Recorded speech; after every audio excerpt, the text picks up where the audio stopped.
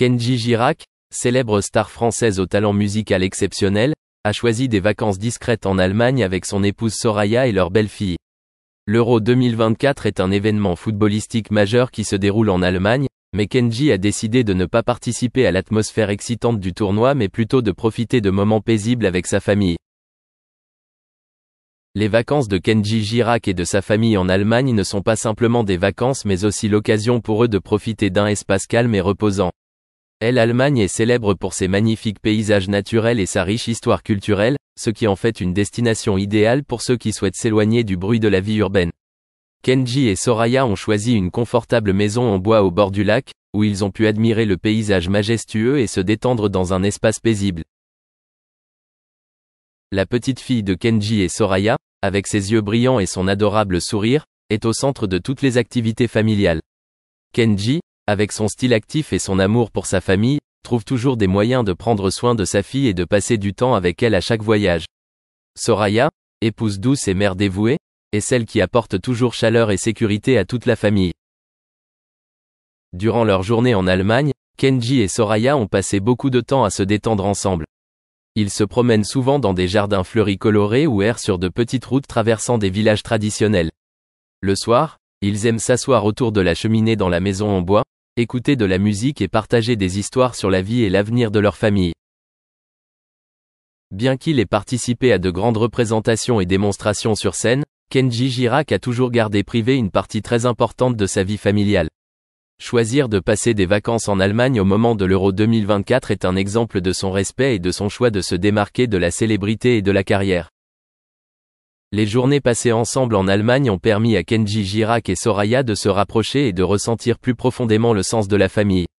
Ils se sentent heureux et chanceux de vivre dans cet espace paisible, avec un amour sincère et une attention mutuelle.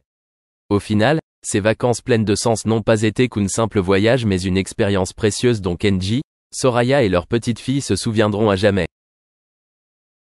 Kenji Girac et Vianney sont deux noms marquants de l'industrie musicale française, non seulement pour leur talent musical mais aussi pour leur profonde amitié.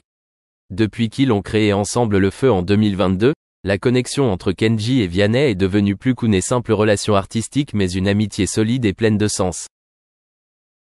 Vianney, avec son talent unique de compositeur et ses encouragements persistants, a grandement contribué à la carrière musicale de Kenji Girac.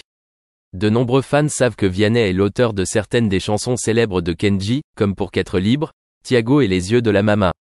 Ces chansons ont non seulement apporté un succès commercial, mais ont également montré une partie de la proximité et de l'amitié entre les deux. En particulier, Thiago, l'un des plus grands succès de Kenji, est considéré comme un symbole de la collaboration en matière d'écriture de chansons entre ces deux artistes.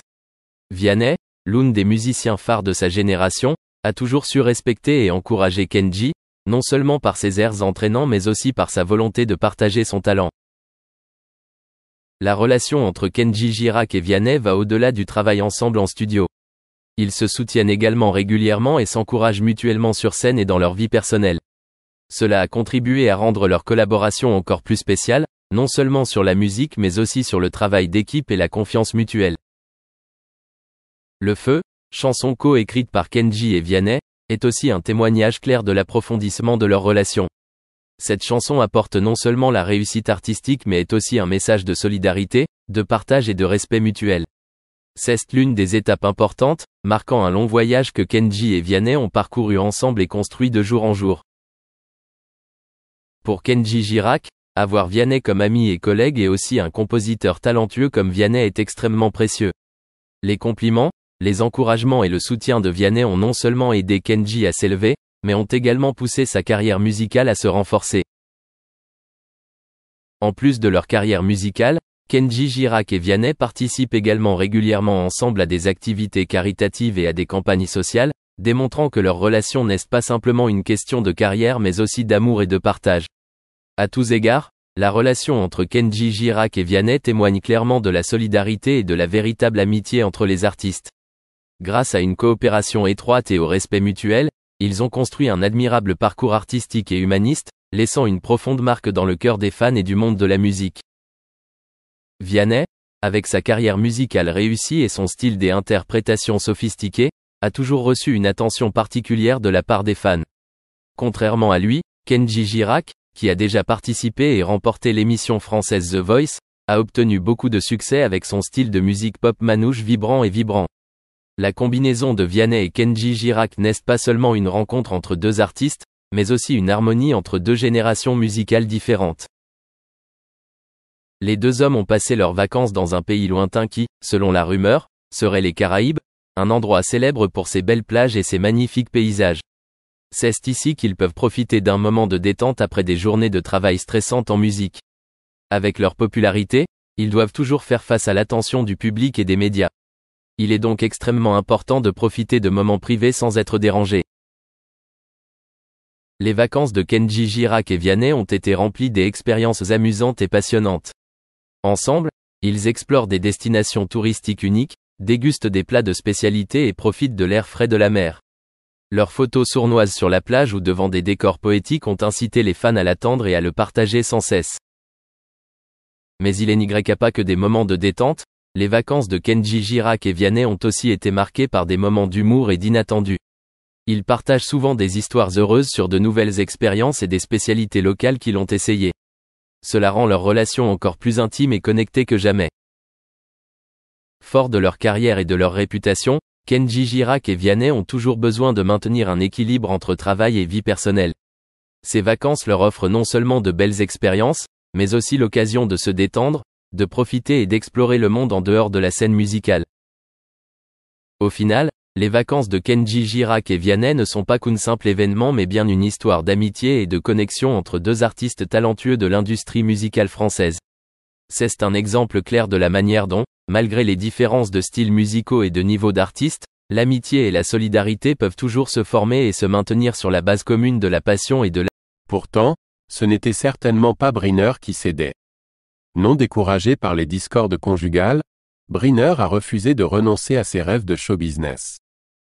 Après les noces, il est passé de l'acting à la réalisation, trouvant une nouvelle voie pour sa passion dans Studio One, un programme CBS renommé pour la production de drames de haute qualité. Comme le destin l'aurait voulu, Hollywood a finalement appelé. L'appel est venu sous la forme du film noir de 1949, Port of New York, où Briner a assumé le rôle d'un trafiquant de drogue sophistiqué poursuivi par des agents fédéraux. Remarquable pour son style documentaire novateur, le film a marqué les débuts cinématographiques de Briner et a ravivé son intérêt pour l'acting. Malgré son inclination pour la réalisation, l'ami et collègue acteur de Briner, Mary Martin, lui a présenté un scénario des maestros de la comédie musicale Rodgers et Hammerstein. Le scénario était Le Roi et moi. Bien que Briner ait renoncé à l'acting, le personnage du roi a captivé son intérêt d'une manière qu'il n'avait jamais anticipée. En 1951, Briner a passé une audition et a décroché le rôle du roi dans Le Roi et moi. À partir de ce moment-là, la trajectoire de sa vie ne peut être décrite que comme historique. Briner a honoré la scène en tant que roi pas moins de 4625 fois, englobant des performances à Broadway, des tournées et des reprises en 1977, 1979 et 1985. Mémoriser des répliques? Eh bien, il est sûr de supposer qu'il n'a jamais manqué une note. Pourtant, avant que Briner ne puisse se réjouir de ses réalisations, Hollywood a de nouveau fait appel à lui.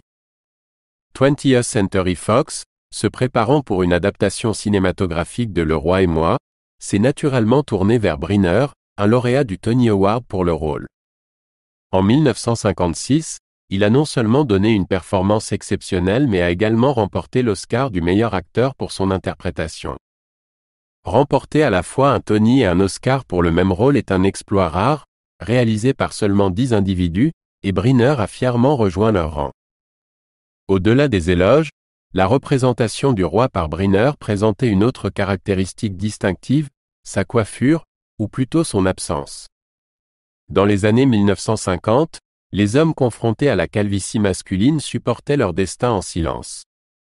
La tête rasée de Briner dans Le Roi et moi a défié cette norme, proclamant que la calvitie pouvait en effet être belle.